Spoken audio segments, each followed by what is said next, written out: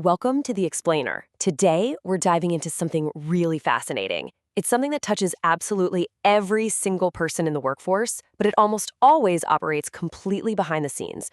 We are talking about HR policies. You can really think of them as the invisible architecture of a functional workplace. They're basically the load-bearing walls that we rarely ever notice. Well, until they start to crack. To really appreciate this architecture, we kind of have to imagine a world without it for a second. What actually happens when every single manager just makes up their own rules? Just picture it. Imagine you work in an office where your boss approves your time off based entirely on how much they happen to like you that week. Meanwhile, the manager right down the hall has this militant no vacations during the summer rule. Imagine recruitment, promotions, and discipline being handled completely differently depending on whose team you're stuck on. Exhausting, right? Without a central playbook, a company quickly descends into absolute chaos. So, to make sense of how order is brought to that chaos, here's our agenda for today. 1. Life without HR policies. 2. Decoding the HR policy. 3. Shaping organizational culture.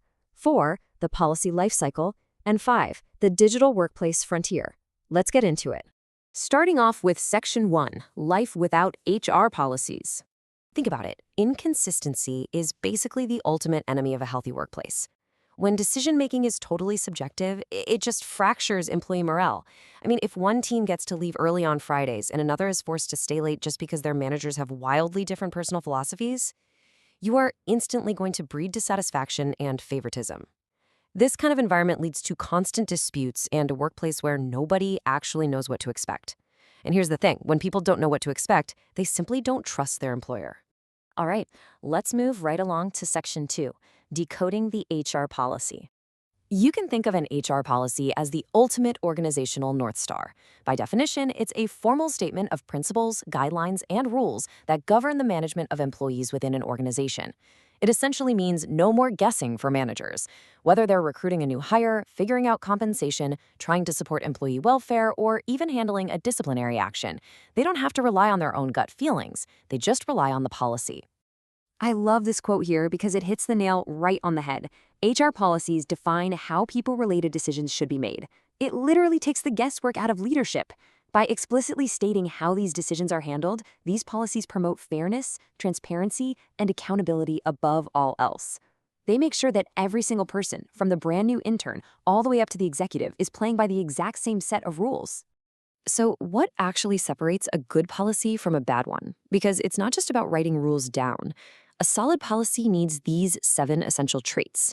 It needs clarity in simple language and consistency across all employees.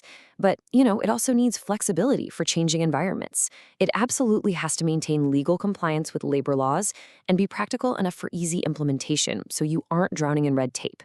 It also has to align with the organization's goals, but pay really close attention to that last one, an employee-centric approach. Modern organizations know their people are their most valuable asset, so a truly effective policy balances what the company needs with genuine employee well-being.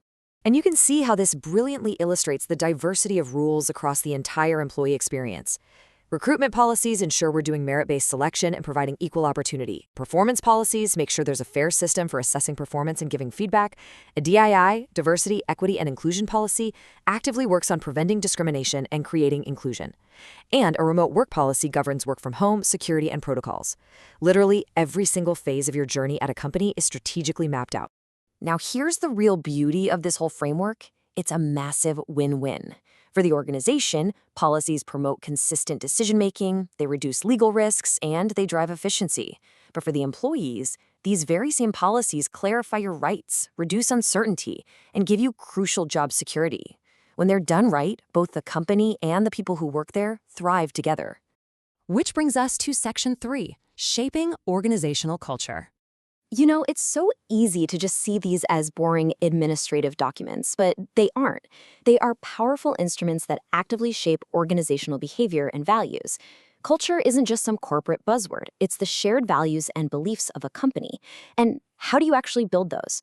You build them by how you recruit, reward, and support your employees through these policies. The policies dictate the actions, which means the policies quite literally dictate the culture. Let's make this concrete. A policy that encourages continuous learning doesn't just sit in a dusty handbook somewhere. It actively builds a culture of development. A flexible work policy builds a culture of trust. A strict zero-tolerance harassment policy ensures a culture of respect. The rules you write become the reality you live in. Okay, Section 4, the policy life cycle. So, how is a policy actually born? It's a rigorous 6-step journey. First, you identify the need and study the law.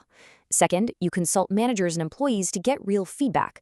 Third, you draft the policy. Fourth, you review and approve it. Fifth, you communicate and implement it. But notice step 6, review and update periodically. This is so vital. A policy has to be a living document, mostly because laws, technology, and what the workforce expects from an employer are just constantly shifting. But let's be real, creating the policy is only half the battle. Implementing it is where you hit the hurdles. You've got resistance to change, or sometimes just a total lack of employee awareness. You also have inconsistent implementation by managers, plus there are frequent changes in labor regulations and the massive challenge of adapting to remote or hybrid environments. To actually overcome these, a company needs stellar communication, real training, and rock-solid leadership support. Finally, let's look at Section 5, the digital workplace frontier. We are living in a completely different world now. Digital transformation has fundamentally forced HR to evolve. Today, organizations desperately need policies around data privacy and security. They need rules for responsible AI use in HR. They have to address social media, cybersecurity, and how to properly use digital collaboration tools. And perhaps most importantly, they need policies for remote work that actively protect employee mental health. These new rules are absolutely essential to protect everyone in a virtual AI-driven reality. Which leaves us with this final, really vital question to consider. Are your company's policies actually ready for the digital future? We've seen today how HR policies are this invisible architecture holding a company together, turning total chaos into fairness. But as technology evolves at lightning speed, that architecture has to be inspected and upgraded. So take a look around your own workplace today at the rules that guide your experience, and ask yourself, is your invisible architecture built for yesterday, or is it ready for tomorrow? Thanks so much for joining me on this explainer, and we'll see you next time.